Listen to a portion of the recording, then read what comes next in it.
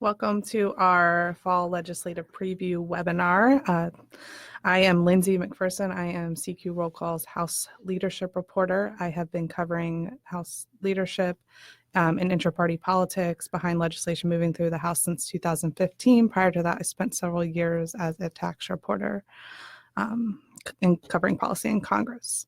With me today is Chris Liu, a senior strategy advisor at Fiscal Note, sitting to my left. During the Obama administration, he served as the White House Cabinet Secretary and later as the Deputy Secretary of Labor. Chris was also the executive director of the 28 presidential transition and a senior staffer in both the Senate and House. Across from me, I have Bruce Mehlman, one of Washington, D.C.'s top lobbyists. Bruce currently leads the bipartisan government relations firm, Mehlman, Castagnetti, Rosen, and Thomas. Previously, Bruce served as Assistant Secretary of Commerce for Technology Policy under President Bush. And to my right is David Lerman, the editor of the CQ Budget newsletter. David has over 25 years experience in journalism and has written extensively on budget and appropriations since 2015. Prior to CQ Roll Call, David worked for Bloomberg as a national security and general assignment reporter.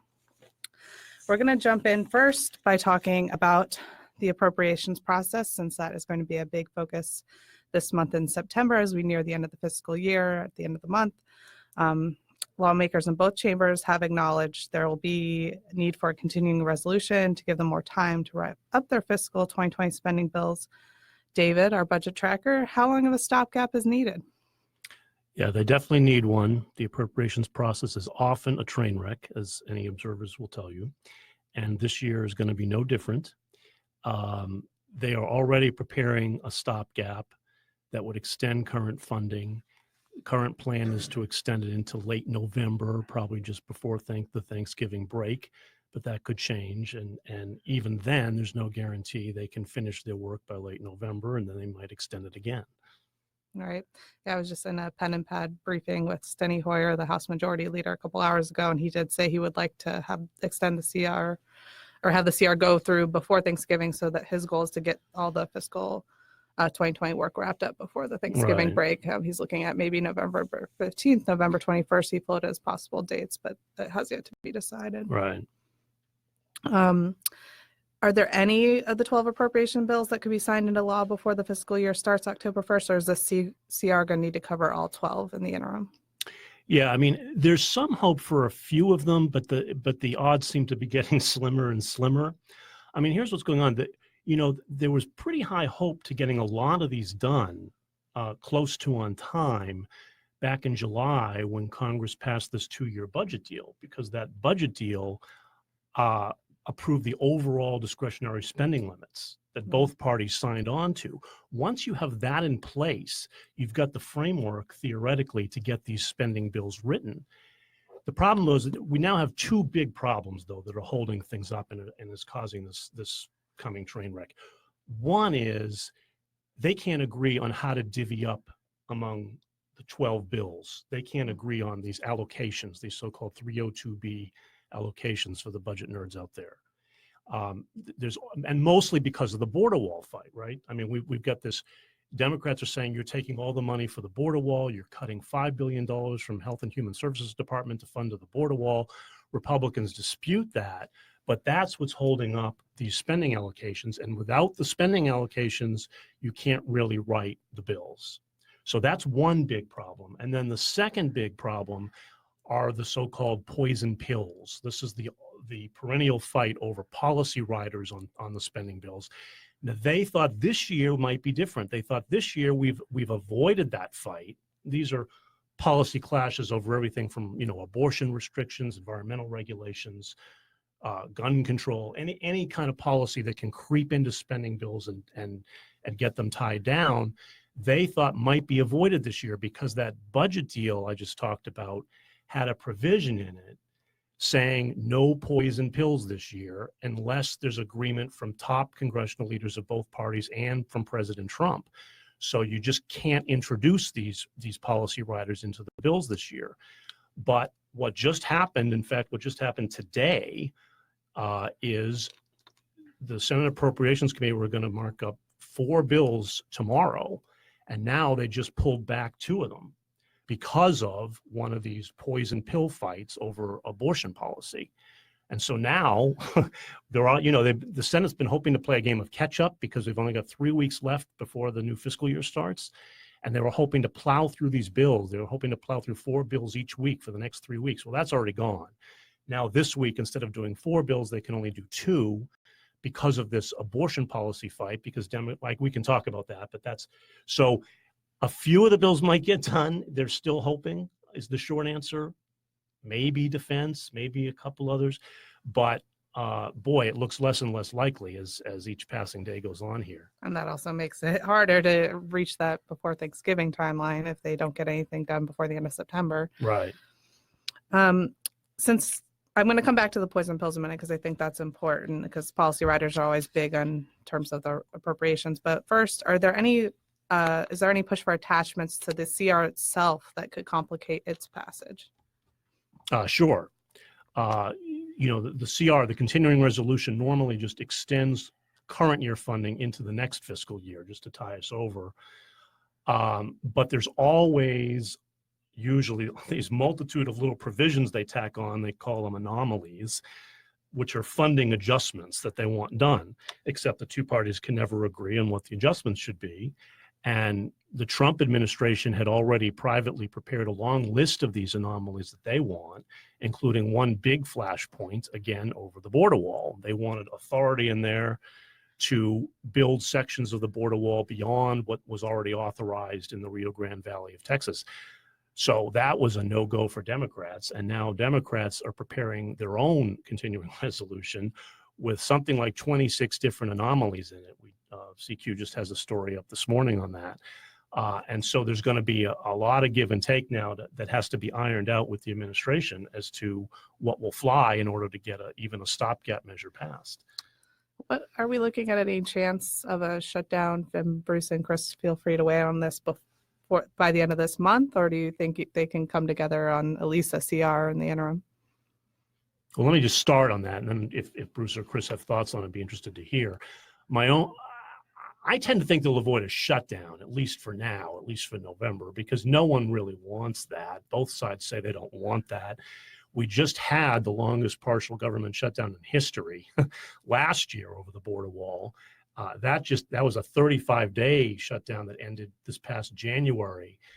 And, I think everybody realized no one looked good out of that. Certainly Trump took a beating on that. Republicans took a beating on that. And Democrats don't look much better on it.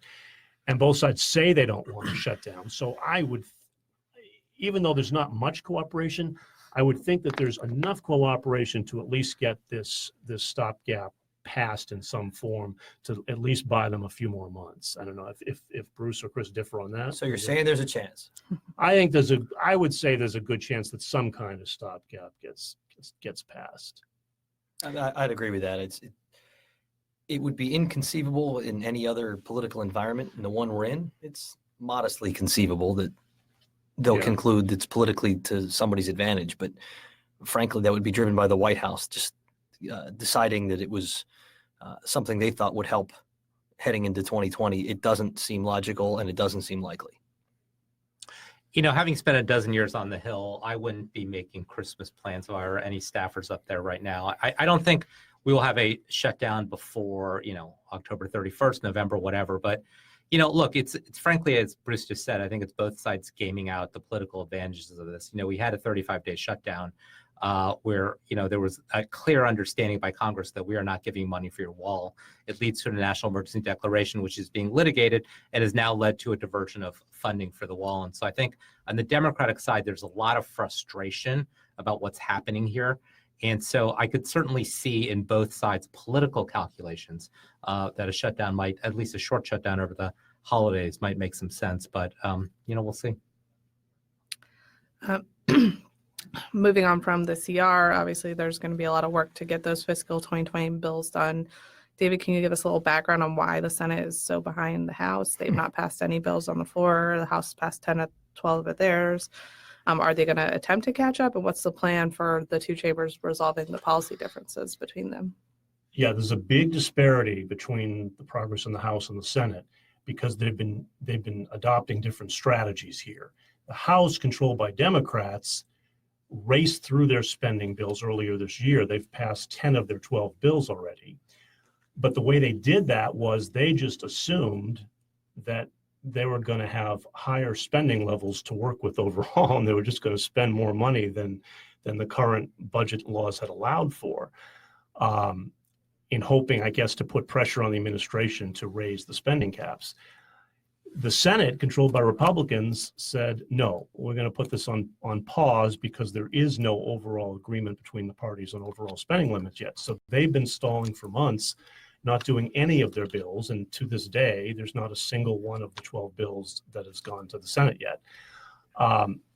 Now that the budget deal is in place, finally, the Senate can start writing its bills. And that's what you're seeing this week, but with all the problems that we've seen. So now they're trying to do this sprint through September to push through all their bills with little time left, but they're encountering all these obstacles. Mm-hmm.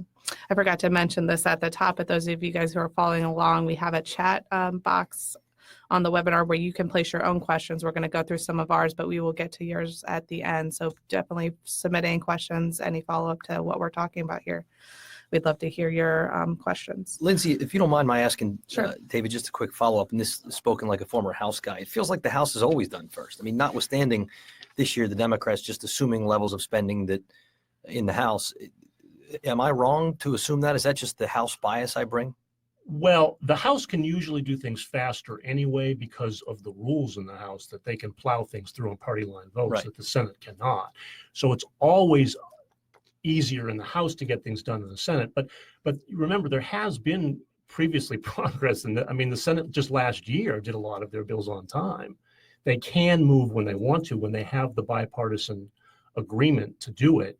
They passed most of their spending on time last year until the border wall blew everything up for the rest of it. But yes, they had made progress, and that's what they were hoping to replicate this year. But now it's going to. And with those few anomalous, exceptions, the appropriators are among the least partisan folks. I mean, historically, they've been able to Right. work together on 98, 99% of the things pretty well, pretty cooperatively, and it's the last 1 or 2% that always stop it. Yeah, that's basically right, Bruce. I mean, the reputation appropriators have is to be more bipartisan, and you don't really get on the appropriations committee unless you've sort of shown a willingness to work across party lines. The old saying is there are Republicans, there are Democrats, and then there are appropriators. They're their own class of people. But increasingly, I would argue, we're seeing increasing partisan tensions even permeating these appropriations committees. The polarization up there now is so intense across the Congress that everything has become partisan. And even among appropriators, it's more and more difficult to even do basic spending. It Can I, and does- let me raise, and David, this is what's fun about the webinar is I get to ask smart people questions as well. I mean, what a poison pill is, and sort of is in the eye of the beholder. And I think Democrats are going to try as hard as they can to make sure that their riders that they're throwing in there are not considered poison pills. Right. I frankly think there's a huge faction that says we don't care if they're poison pills. We didn't agree to this provision anyway, and let's if this takes down the 2-year budget deal, we're fine with that. Well, that's precisely the problem we're having right now on the Hill, because the budget deal said no poison pills, but we're finding lawmakers have no agreement on what a poison pill really is. And so what happened today is, Democrats made clear they were going to offer an amendment to the big labor HHS bill on abortion policy. The Title X funding. Right. Yeah. Saying you can't get Title X, those are the federal family planning grant money, if you provide abortion services. Republicans say, hey, that's a poison pill. We agreed to no poison pills. Democrats say, no, this is not a poison pill. We've had bipartisan agreement on this measure before, and we just need to defend it. And so we need to do that. So once you break down, once that breaks down, then what does the agreement even mean? And that's the problem you're having right now. Oh, that is the problem, because it was just a handshake agreement. There's nothing Right. binding them to that. It's subject to interpretation. I would say a poison pill is something if one party takes that idea to the other party and they say out of hand that's a non-starter, that should be considered a poison pill. But here we are, the Republicans are still asking for border wall money, and Democrats have made clear that that's always been a non-starter. So I think Democrats are just playing a little hardball because Republicans are putting things out there. It's all a game of hardball. And now. what's There's not a interesting single little provision that's going to get you swept. That's the mood up there now. And going back to Bruce's point about appropriators being the institutionalists, I mean, the Title X amendment was offered by Patty Murray, both the ranking on committee and an appropriator. So if that person is offering the amendment, it's a pretty good sense that they're going to play hardball across the board on this. And one of the few Democrats not running for the presidency, so in the Senate. Right. So we talked about Title X. We talked about the border wall a bit. Are there any other partisan provisions you're expecting Democrats and Republicans to push for despite this poison pill agreement? Sure. I mean, look, even the August recess, which is normally a time for tempers to cool down, this year they only heated up. And, we spent all the summer with all these mass shootings. That's raised enormous energy now to pass some gun control measures, at least from the Democratic side. And so Democrats are just energized to pass however background checks and whatever other red flag laws and whatever other gun measures they can get. Now, that doesn't necessarily mean it has to be in a spending bill, but oftentimes it winds up there because those are the must-pass bills. And so you're going to find tremendous pressure to have more so-called poison pills if they want a gun measure in there. And there's already a fight over gun research money. There's money in the House bill for federal research on gun violence, which is usually a no-go from Republicans. And so now you're going to have a knockdown, drag-out fight just over that provision. And then there's other flashpoints. We just had a big fight over foreign aid this summer when the administration was trying to claw back $4 billion worth of foreign aid that Congress had already approved. Now, the White House has sort of abandoned that fight, but now you're still seeing a fight over the administration's trying to slow walk military aid to Ukraine. I mean, all of these things are going to combine. And of course, we just had the hurricane over the summer, and chances are, we don't know the damage assessments yet, but there could be another push for disaster relief, and that could open the door to more things. So there's plenty of other things, and not to mention this whole fight over election security. Democrats are really adamant that they need more funding to help states safeguard their elections coming up in 2020. Republicans see that as sort of a threat to, federalizing the elections that are normally state-run elections. They don't like that idea. So that's another huge partisan flashpoint. And all of these are going to converge on these spending bills because those are the must-pass vehicles in town here. Right. What about bipartisan add-ons? Are there things, I mean, you mentioned election security. Is there a possibility for bipartisan agreement on that? Disaster aid is typically done bipartisan when there's a need for it. Yeah, I would say all these things have a chance of bipartisanship. But geez, it's hard to see. I'm not going to hold my breath for it. The election security thing just sounds so bitter to me right now. Maybe they can work out a compromise on it. You'd think they maybe could, but it's going to be hard. Guns is certainly going to be hard. The administration's supposed to be coming out very soon here with their own proposal on that. But if they don't work out a compromise on that, that's really disaster aid. I would say disaster aid probably is one of the few areas that typically is bipartisan. I mean, everybody wants to help those who have been devastated by hurricanes and tornadoes and the like. So you may see, I would say there's probably a good chance of, if there needs to be a separate disaster aid bill, there's probably a good chance of getting a deal struck on that to get that done. Yeah, and beyond appropriations, I mean, national flood insurance, I can't imagine they don't find a way to get that program reauthorized. Funding some of the welfare programs, food stamps, for example, feels like the kind of thing they're going to be able to get done. Secure Rural Schools Act, whether it's in an appropriations process as a friendly pill, I don't know what the word one would use, or as a separate piece of legislation. They've never failed to do the NDAA, the National Defense Authorization Act, which is an authorization, not an appropriation. But things will move this year, whether or not they ride along with the appropriations. There are still a variety of things with expiration dates, and the old joke is Congress, when they get to a cliff, builds more land. But at some point they run out of time, and when they run out of time, they tend to get things passed. you mentioned flood insurance. Another thing that's expiring, I didn't have this on my question list, but is the Export-Import Bank. And I remember the last reauthorization of that being a big issue. There was a discharge petition, a bipartisan discharge petition to go against former Speaker Boehner and Joe Penserling on that. Do you think that's going to be a struggle this time to get that reauthorized?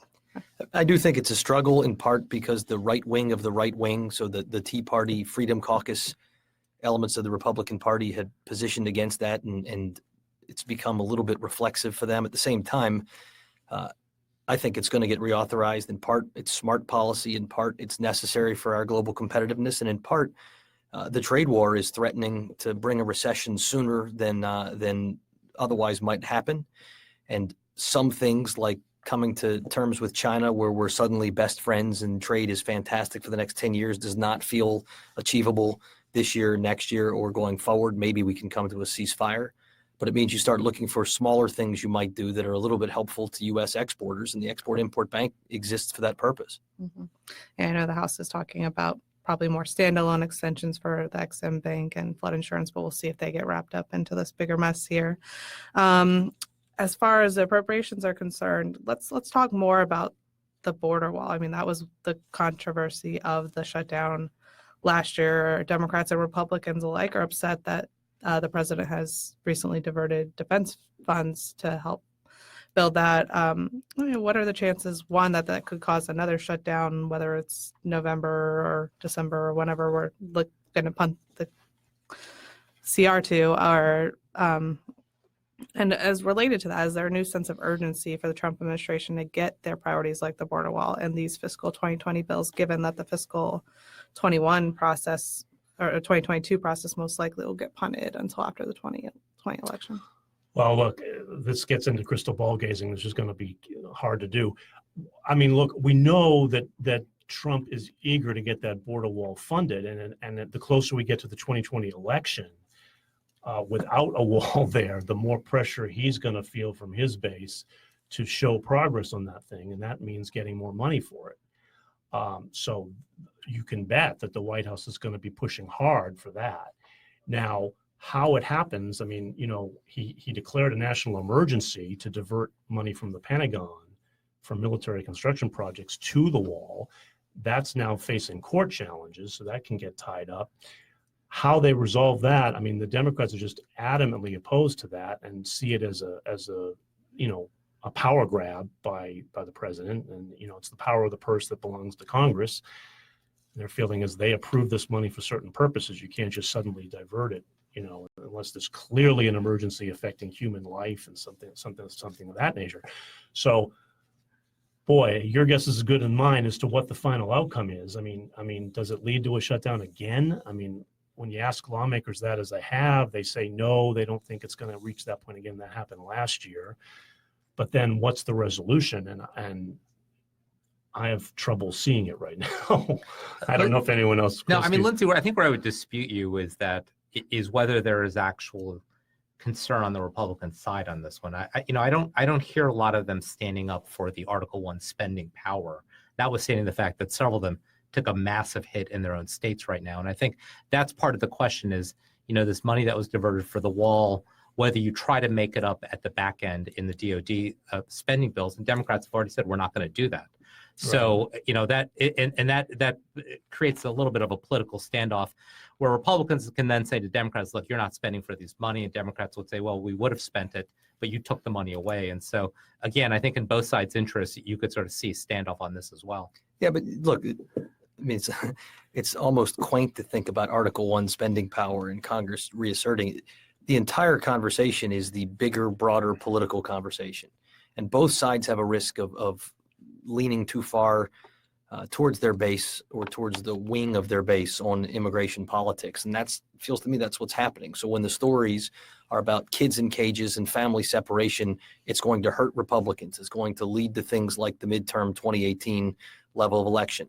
If it's by contrast, as we've seen at some of the Democratic presidential debates, health care for people who are undocumented or decriminalizing unlawful activity or amnesty, that will, in the districts that were majority makers for Nancy Pelosi, in the industrial Midwest, where the election last time was won in the Electoral College and likely is going to be most significantly fought again. If it is the kind of woke wing of the Democratic Party versus the Republicans' ability to be in the middle, Republicans are going to win that with your average voter. The thing that, of course, sucks about this is the people who are getting most hurt are our families and our refugees and our others who would rather not be political footballs. But abortion's been a tough issue for decades, and it goes through times when it's when we are more restrictive, and it goes through times when we're more permissive. And President Trump, there's a lot you can say about him, Chris. There's a lot you have said about him, and that's fine. But he's certainly doing what he said he would do on immigration, and it's why a lot of folks would vote for anybody instead of him, and why other folks feel like he's somebody who keeps his promises. And I think it's important to overlay on this, the presidential politics of all this. I mean, you've got 24 Democratic candidates, none of whom think the wall should be built. And so I think, when they're out in the campaign stuff, firing up their base and trying to win over Democratic voters, they're going to be taking the most hardline policies. And, we could argue about whether healthcare for undocumented is a smart political move for them, but certainly opposing the wall is a smart move. And I think that makes it harder for Democrats on the Hill to try to cut any kind of deal. And then, this is David again. I mean, that's precisely why these spending bills are so hard, even though it should be separate policy matters, but they all get wrapped up into the spending bill. I mean, that's why of the 12 bills, the least likely to pass right now is the spending bill for the Department of Homeland Security, because embedded in that bill is all of the fights that you guys were just talking about. I mean, how much should we fund immigration detention beds? How many beds do you need? That gets into the whole fight over detention policy, not to mention the border wall. I mean, that used to be the easiest bill to get through. I mean, that and DOD or Milcon VA used to be the easiest bills to get through there. And not anymore. Nope. We have a reader or a watcher, listener question, I guess that's the appropriate term. What are some issues that organizations might not be aware of that might pop up? I assume this is in relation to the appropriations, since that's what we've been discussing. If you guys want to, anything we haven't already discussed that might pop up. But boy, that's hard to summarize. There's a lot that can pop up. Well, and there's everything from how much and should we give farmers more trade aid to compensate for the higher tariffs that China has imposed. There's a huge debate about that.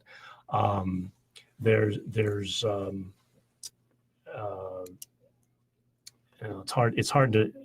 I'd have to go through a long list of all the bills and all of the potential snags in them that.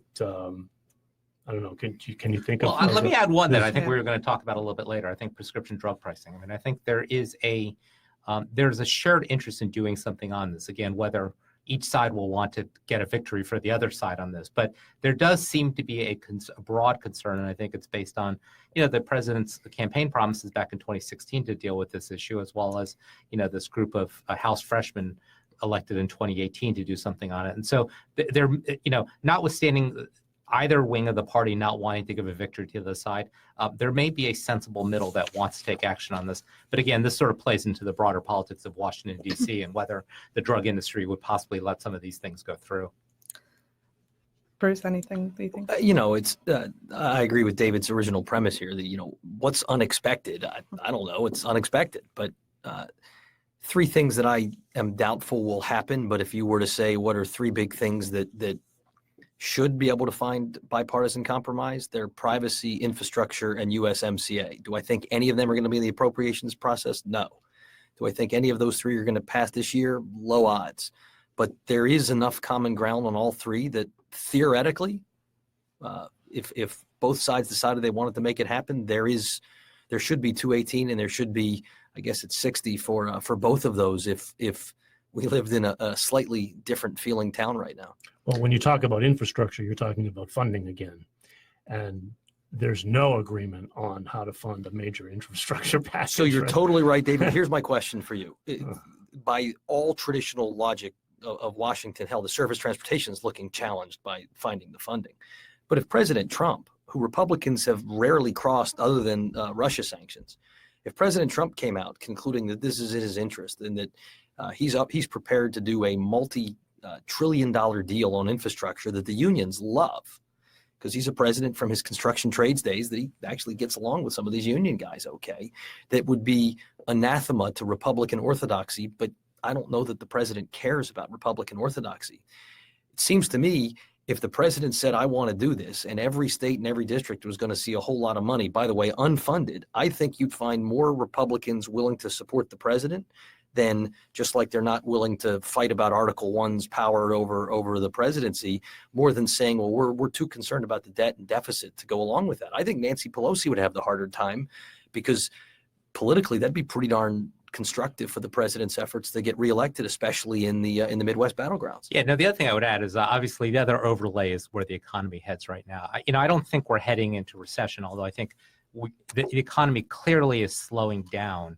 And if we get to this point in 2020, where the traditional levers at your disposal, Democrats will not sign off on another tax bill at this point. Interest rates are low. They can conceivably go a little bit lower, but there's not a lot of stimulus you can add to the economy at this point other than a big spending bill. And so we've already thrown up our hands. We're at $1 trillion deficits already. What's another trillion on top of this? If among friends, if this is what it's both sides' political interests, and it's a way to kickstart the economy.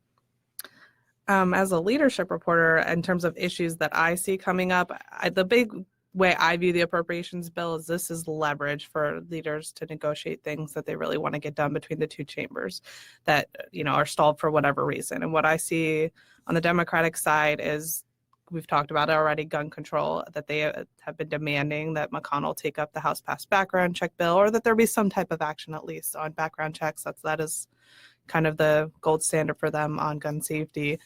And I can see that if the president doesn't come up with some kind of, he's been talking to Democratic senators, Republican senators, but if he doesn't come out with some kind of compromise plan on that soon, that this could be a leverage point for them, the appropriations process, in which they try to force that. We have reporters in the Capitol, we've tried to ask Schumer and Pelosi and others if they plan to do that. No one's ready to say that yet, because they're not going to, it's a little too soon we haven't even passed the CR yet to make demands, but I can see that being a big leverage point. The other one, I do agree with Bruce that USMCA is not going to end up in this appropriations package at the end of the year, but this is the Canada-Mexico-U.S. trade agreement we're talking about. Yes, successor to NAFTA. Thanks, David, for clearing the acronym. But Republicans are making a big push for that right now, and I can see, in addition to the border wall, which they want to leverage for that would be their other thing that they would want to. This is their leverage point to push really hard on USMCA.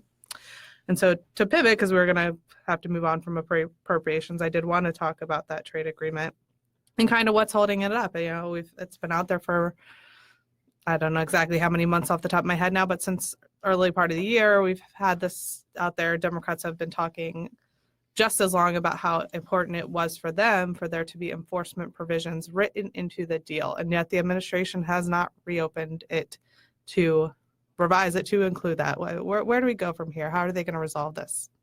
Well, look, I think with regard to the provisions in USMCA, I think there are legitimate criticisms about the labor and environmental provisions, but obviously you have to look at this through the overlay of politics as well.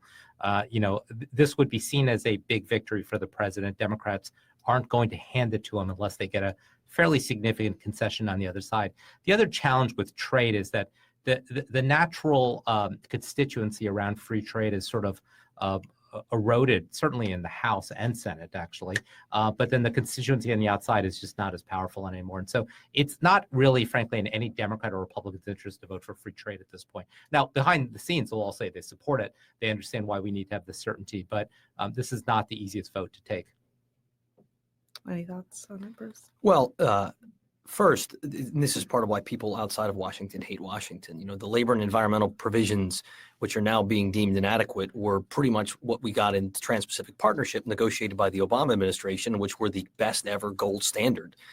To give U.S. Trade Rep Lighthizer a lot of credit, and all Democrats do, Speaker Pelosi on down, agree, no U.S. Trade Rep has worked harder to bring along to listen to and to be responsive to and to bring along the other side. Is this what Rosa DeLauro would write in a trade deal? No, I'm not sure anything is a trade deal that Rosa DeLauro would like, but there is entirely believable scenario if Nancy Pelosi concluded to protect the majority and these 31 Democrats who were in districts that voted for Donald Trump in 2016 would benefit and needed to have the productive win of passing USMCA.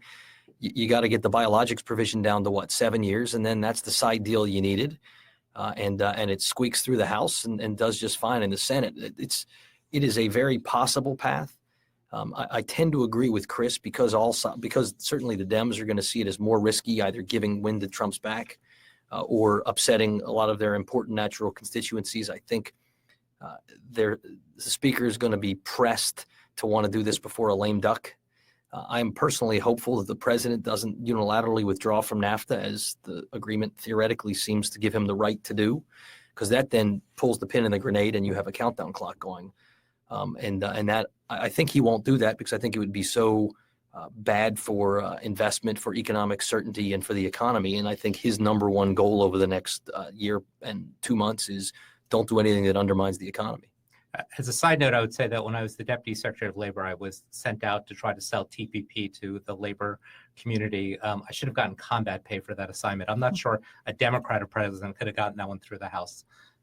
No, you're right, and we would have tested it. But what's funny is your talking points, which you didn't simply read but you believed, were these provisions are the best trade provisions on labor and environment we've ever had. Right. It was true about TPP, and it's true about USMCA.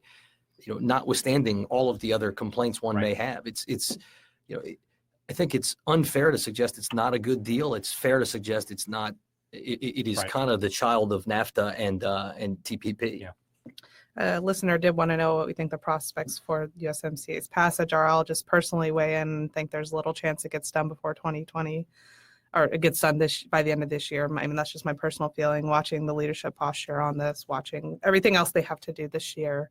But curious what you guys think. Can they do it in an election year? They could do it early next year. I just don't see them wrapping it up before December. 20%. Why not? Sure. I don't think it happens this year, and I think whether it happens next year depends on who the Democratic nominee is. That's interesting. Yeah, well, that's actually a good perspective as well. Do you think there's any Dem nominee who would call for its passage? Not in a primary. I could see in a general you might do it, but it's in no one's interest. So help me think this through. You just won the primary. You're now running against Donald Trump, suggesting he's evil incarnate, but we should pass his big trade deal? No. I'm saying that would be the only circumstance in a general, and I'm not even sure they would do that. I can't figure out who would do it. When you're campaigning around the Midwest, trade is just not a good thing to talk about. Okay. Let's move on to other topics. I wanted to delve a little bit more into the gun control that we mentioned as part of the appropriations debate. We did have a listener who wanted to know if there are any bills related to mental health services and increased availability that would be in relation to the gun crisis. I mean, my assessment of what's happening on the gun safety debate is that what I said earlier, the background checks is kind of the be all end all for Democrats. They did pass a few bills out of the Judiciary Committee last night that are going to be on the House floor this month, Hoyer says. And I think the one that has the best shot at potential bipartisan passage eventually in some form is this red flag law. Basically it would set up a grant program that would, for states that would encourage them to adopt these red flag laws. And that has a relation to the mental health component, because people can petition the court if someone has a mental health problem or other concerns, like they're suffering from depression or other reasons someone would believe they would be a threat to themselves or others. That's personally the only thing I see Democrats wanting to, I mean, not Democrats and Republicans agreeing to on mental health. I mean, Trump's talked very broadly in broad strokes about mental health, but I mean, I've not heard of anything that's going to be in his proposed package that's particularly going to get at that. I don't know if you guys have it. No, I mean, I think if it's simply a, greater funding for mental health services, I think Democrats will say that's a no-go. The question is if they can't get background checks, they can't get limits on, high capacity magazines, whether they settle for red flag laws. I think they probably would, because I think, at the margins, it would make some difference. It's not enough, and it certainly would make a little bit of a difference, and it continues to give them a political issue to campaign on 2020. Although I think Schumer has said they will not settle for that, and they have to have background checks as part of it. Yeah, that could just be bluster. No, Hoyer has also said that can't be the only issue. But I feel like if they got really stuck, would they prevent that from being and maybe not as a standalone because they don't want to draw attention to it, but I could see that getting tucked into the appropriations, for example. It's also worth noting there's a debate tomorrow night among Democratic contenders for the presidency, and Morning Consult had a poll this morning.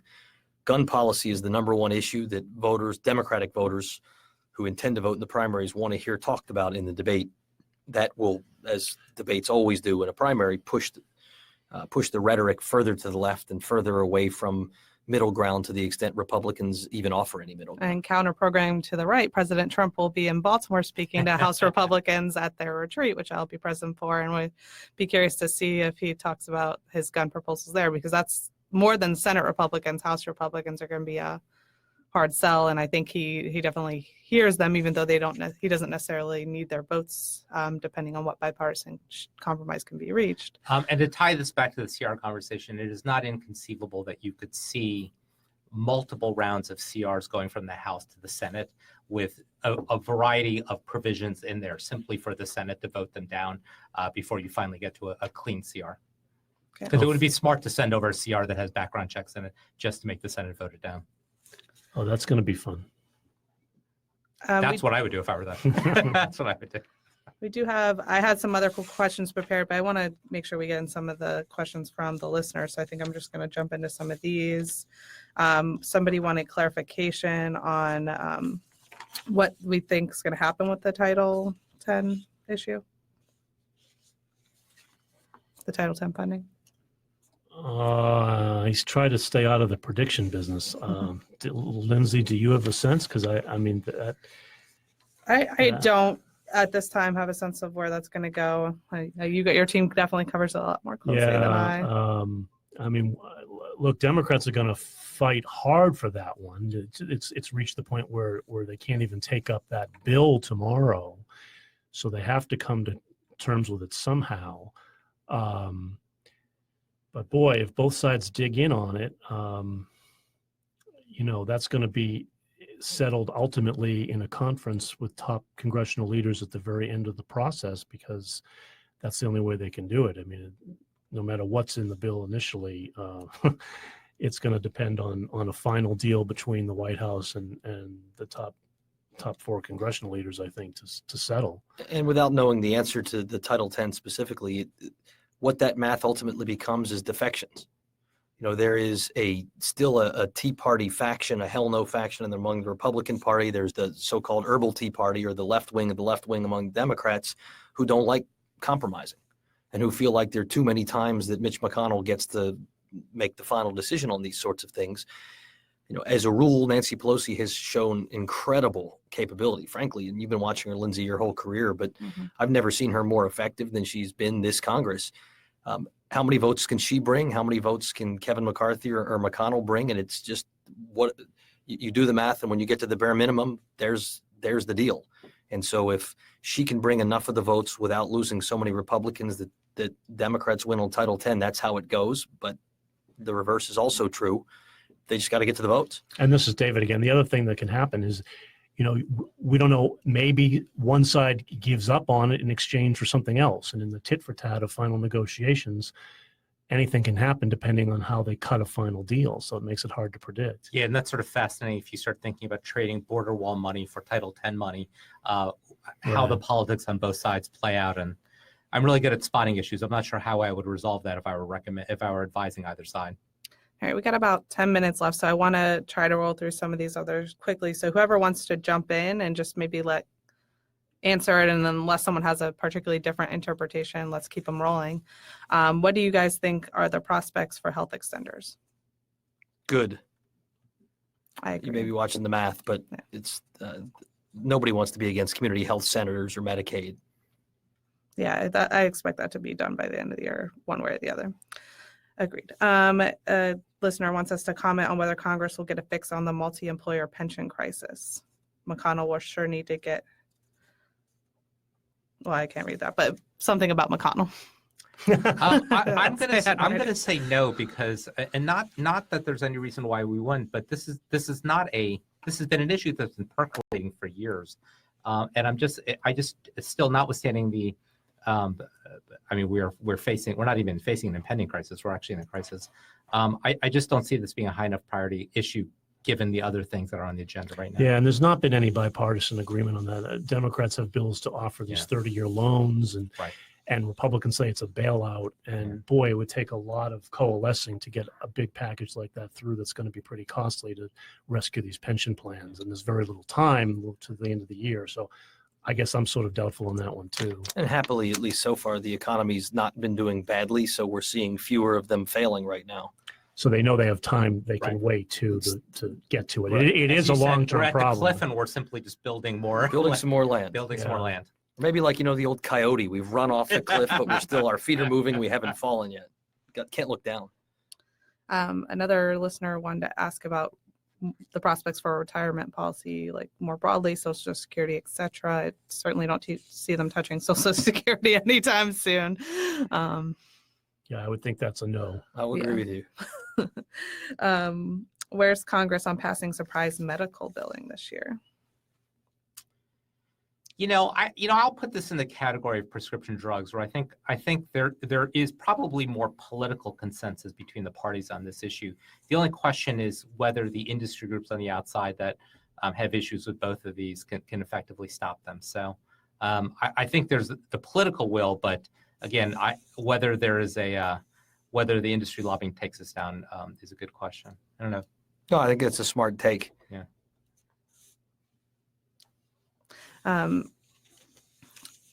There was someone else who wanted to know about impact on rare disease community, if there's any legislation, research, et cetera, happening on that. Don't know. Outside of my expertise, I think. A little outside of mine as well. I mean, it's definitely something people are talking about, but I don't see any. I just think the bigger takeaway is on some of these issues that people care about. There's only so much time left. We're running up against the election year. By the time we hit early 2020, we're just not going to have time to do much of significance. I mean, Democrats will pass probably. I would say you can certainly see Democrats pass some stuff through the House, but stuff being signed into law, there's a little chance for a ton of things happening. Chances for passing the repeal of the medical device tax. This is an interesting one. I mean, it's obviously been a bipartisan bill. It's passed the House in a bipartisan way. I don't cover the Senate, so I can't speak to why that's not occurred there, but anyone else have thoughts on that? I think there's been pretty good bipartisan support.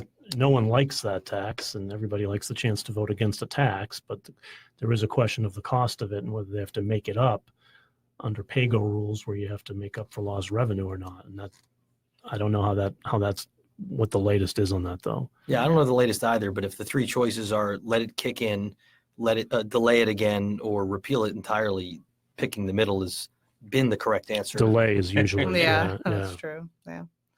I think the cost has definitely been a holdup to actually repealing it, as has been doing to anything significant, like the person who's asking about Social Security, et cetera. People aren't, Congress is not good at paying for things. Infrastructure, we talked about that earlier. That's going to be the big problem there. So how are you going to pay for it?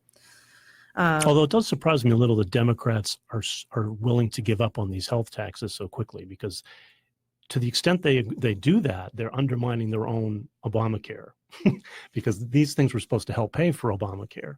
And to the extent they go along with Republicans and say, no, we don't like these taxes because that's the bad part of Obamacare, you're undermining the whole law. So there's an issue there for them to wrestle with, but it doesn't seem like they're willing to. Well, but you're of course right, David. At the same time, you don't want to tax the medical device industry that's making cures and making products that are good for folks, unless it's part of this whole package that's causing no Americans to lack health insurance. And as we see, those uninsured are going up. So I assume the Democrats are not going to have. And that's the thing. Once you start picking this apart, the whole thing starts. If we can't have our dessert, we're not going to eat our vegetables. Right. There is a listener who wants to know, you talked about earlier that Senator Shelby, the labor HHS bill was delayed, but he said that's a priority. They want to know what you think is going to happen now that it's been delayed. What's next for that bill? Yeah, on labor HHS. Well, I mean, look, I think he's still going to try to push the bill, but they've got to come to some agreement on this poison pill thing with the abortion stuff. And until they can work that out, I don't think they can bring up the bill, because that's just going to be too big of an anvil on that thing. So maybe by next week he can bring it back, but it's going to hinge on whether they can strike a deal on that. Okay. I think that's most of the listener questions that we have. I did skip over a few that I couldn't either read well or totally didn't get the reference, to be honest. So if you have listeners out there, if you have more questions, feel free to contact us personally, and we can try to answer them. There were a couple I had on my list that I wanted us to get into.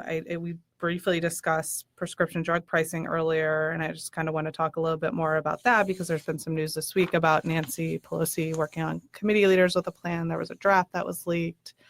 I know they're still working on it within the Democratic caucus. Some progressives have concerns over the draft. They don't like the idea that it caps the number of medications that they can negotiate on, among other provisions. What do you guys think are the chances that, one, the Democrats can work out their own bill on that, let alone work out something with Senate Republicans and Trump?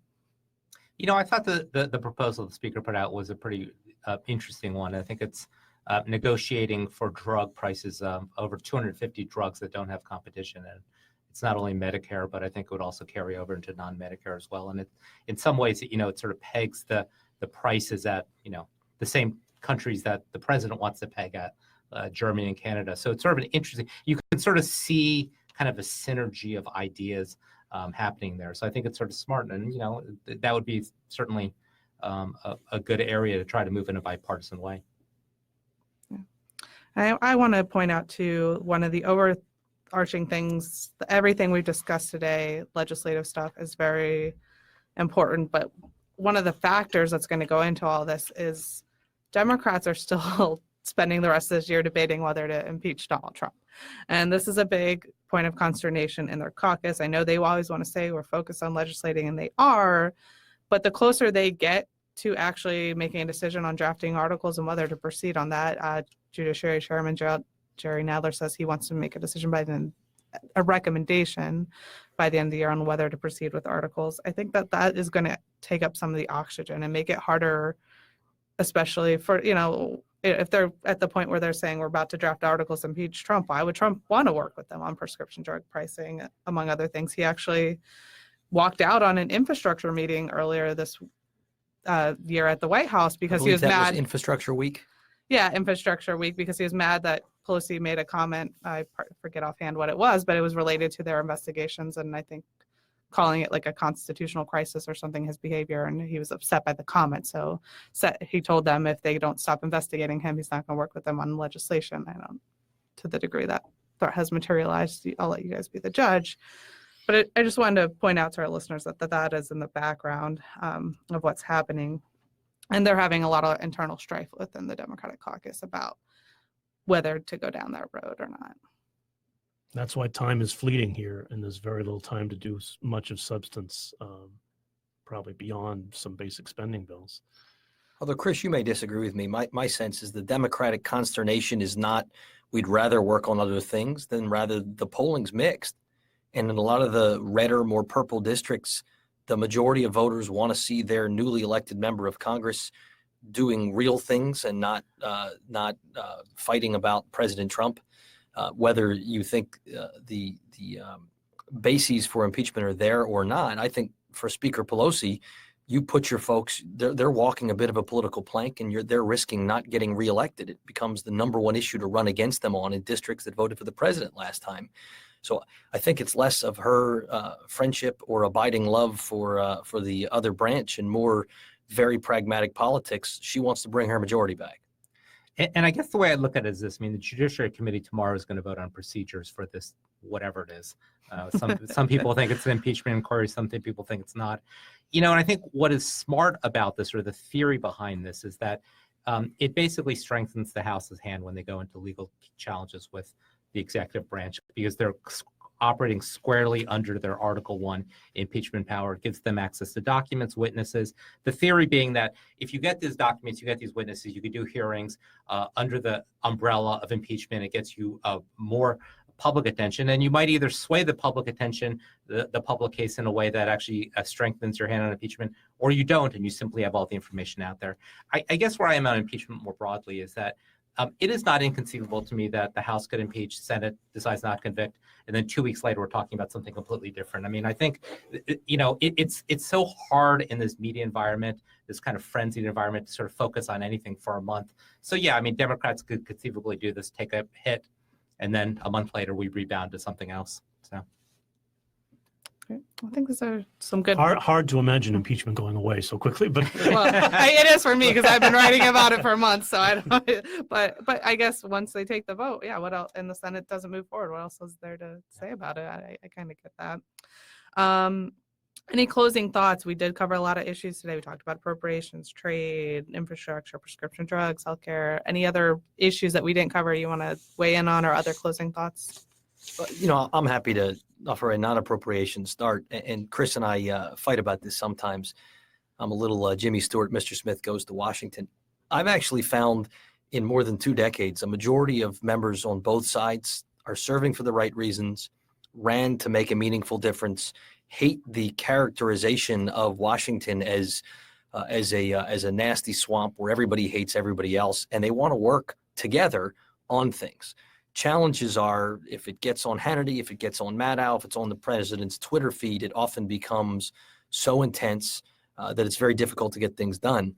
But in looking back at the last Congress, one of the things that we found is Congress passed more laws in the first 2 years of the Trump presidency than they did in the first 2 years of the Obama presidency, when he had almost 60 senators, in the first 2 years of the Bush presidency, when 9/11, which we're celebrating we're honoring the anniversary of today, was legislative wind at their back. These were not partisan things entirely at all, because other than reconciliation, you needed bipartisanship. And these were not just post office namings. You had things, including infrastructure packages like FAA reauthorization, 5 years, which was long, Water Resources Development Act, the Stop Enabling Sex Traffickers Act, which had ultimately got 97 votes in the Senate, but that was against Google and against Facebook. That was not by any means easy. That was Amy Klobuchar and Rob Portman working really hard over time. You had the Farm Bill, criminal justice reform, Dodd-Frank's reform. You had reform to the tax law, which Republicans never let Democrats do. So fixing that grain glitch was actually not easy, because the R's had never let the Dems fix some of the drafting errors in the Affordable Care Act, yet they managed to find it. And I'm sure you get to see this in the work that you guys do, but although the best copy is often the most intense, there's just a lot of folks working really hard on things that matter, but that don't really reach headlines and don't merit a Twitter storm, but matter in a lot of people's regular lives. And it's a shame that everybody runs against Congress being horrible. They get elected. They spend 2 years doing these things in the trenches, making positive things happen, and then they get attacked by somebody running against them for not doing anything in Congress. And it's disappointing, because most of the time, most of the people are doing good things. You know, that's a good way to wrap up. We are run out of time, so we're going to have to end it there. But that was a good Filibuster. Good reminder that despite all the pessimism that abounds about certain things, that there is people who want to do good and want to make law. All right. Thanks, guys, for listening. And that's our webinar. Thank you. Thank you all. thanks.